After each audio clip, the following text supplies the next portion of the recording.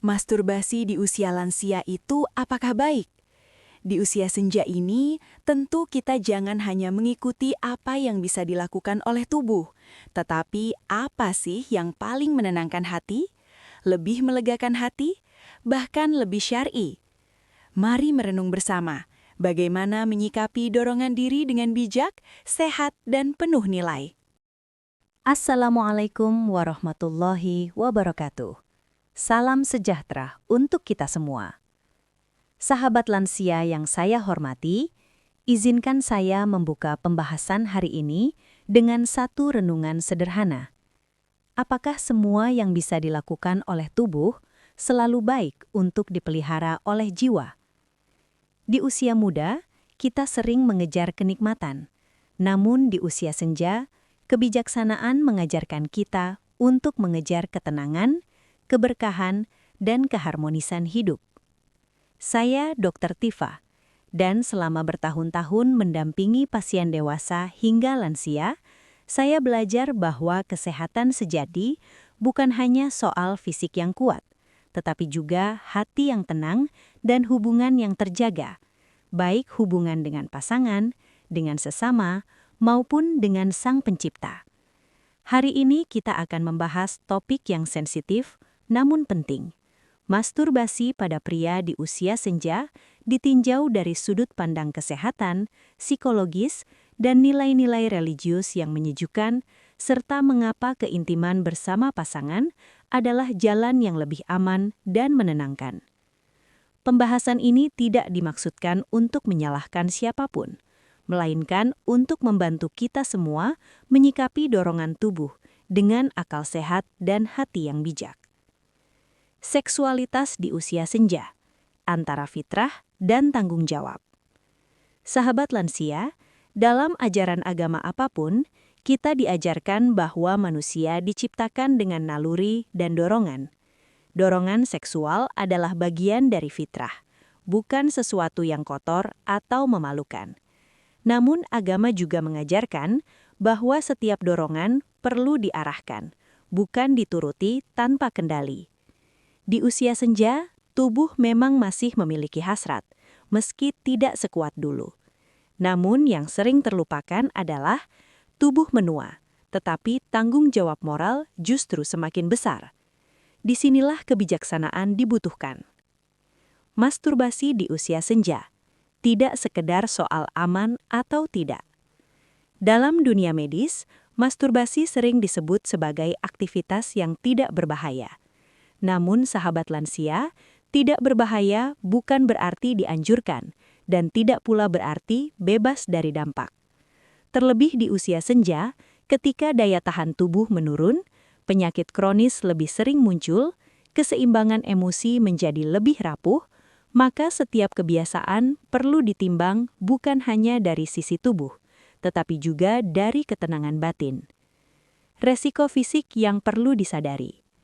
Secara fisik, orgasme tetap membutuhkan energi. Pada lansia, pengurasan energi ini sering menimbulkan efek lanjutan seperti tubuh terasa lemas lebih lama, jantung berdebar, tekanan darah tidak stabil, sulit tidur, atau justru kelelahan berlebihan. Dalam banyak kasus, keluhan ini tidak langsung dikaitkan dengan aktivitas seksual yang dilakukan sendirian, padahal hubungan sebab akibatnya nyata. Agama mengajarkan kita untuk menjaga amanah tubuh, karena tubuh adalah titipan, bukan milik mutlak kita. Resiko psikologis, hati yang tidak tenang. Ini yang paling sering saya temui dalam praktek.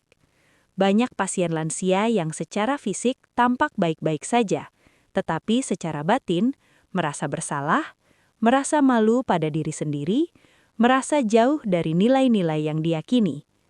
Perasaan ini tidak muncul karena tubuhnya salah, melainkan karena jiwanya sedang tidak selaras dengan nurani. Dalam ajaran agama, ketenangan hati adalah nikmat besar. Jika suatu kebiasaan membuat hati terus gelisah, itu pertanda perlu ada evaluasi diri, bukan pembenaran. Masturbasi sebagai pelarian emosi. Sahabat lansia, kesepian di usia senja adalah hal yang nyata. Anak-anak sibuk, pasangan sakit atau telah berpulang, lingkar pertemanan menyempit. Dalam kondisi ini, masturbasi bisa berubah fungsi. Bukan lagi kebutuhan biologis, melainkan pelarian dari rasa sepi dan hampa. Namun agama mengajarkan bahwa kekosongan hati tidak bisa diisi dengan kenikmatan sesaat.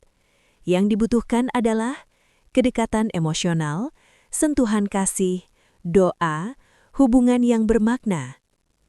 Dampak pada hubungan suami istri. Bagi sahabat lansia yang masih memiliki pasangan, ini adalah poin penting. Ketika masturbasi menjadi kebiasaan, komunikasi intim berkurang, pasangan merasa diabaikan, hubungan menjadi dingin tanpa konflik yang jelas. Padahal dalam ajaran agama, hubungan suami istri adalah ibadah, bukan semata aktivitas fisik.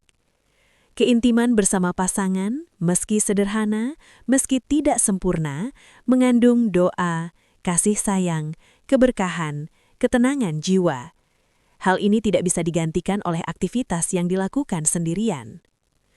Mengapa keintiman bersama pasangan lebih menyehatkan? Dari sisi medis dan spiritual, keintiman bersama pasangan lebih stabil secara emosional, lebih aman secara psikologis, menguatkan ikatan batin, mengurangi rasa bersalah, menenangkan hati. Bahkan jika hubungan fisik sudah terbatas, sentuhan, pelukan dan kebersamaan tetap bernilai ibadah dan menyehatkan jiwa. Jika pasangan memiliki keterbatasan kesehatan, bicarakan dengan lembut, saling memahami, cari jalan tengah yang tidak melukai hati. Dalam kondisi tertentu, pengendalian diri justru menjadi latihan kesabaran dan kedewasaan spiritual. Pesan bijak untuk sahabat lansia. Sahabat lansia yang saya hormati, di usia senja, tujuan hidup bukan lagi mengejar kenikmatan, tetapi menjaga kehormatan diri dan ketenangan hati. Jika suatu kebiasaan membuat hati tidak damai, menjauhkan dari pasangan, mengganggu kesehatan, bertentangan dengan nilai yang diyakini, maka kebijaksanaan mengajarkan kita untuk mengurangi, mengendalikan, atau meninggalkannya.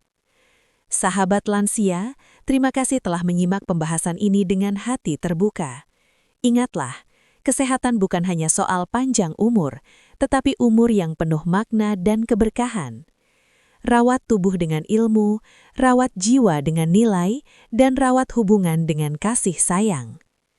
Saya Dr. Tifa, dan ini adalah podcast Kesehatan Official, ruang belajar bersama untuk menjaga kesehatan lahir dan batin di usia emas dengan ilmu, iman, dan kebijaksanaan. Jika podcast ini bermanfaat, silahkan bagikan. Semoga menjadi amal kebaikan bagi kita semua. Tetap sehat, tetap tenang, dan semoga hidup kita senantiasa diberkahi. Wassalamualaikum warahmatullahi wabarakatuh.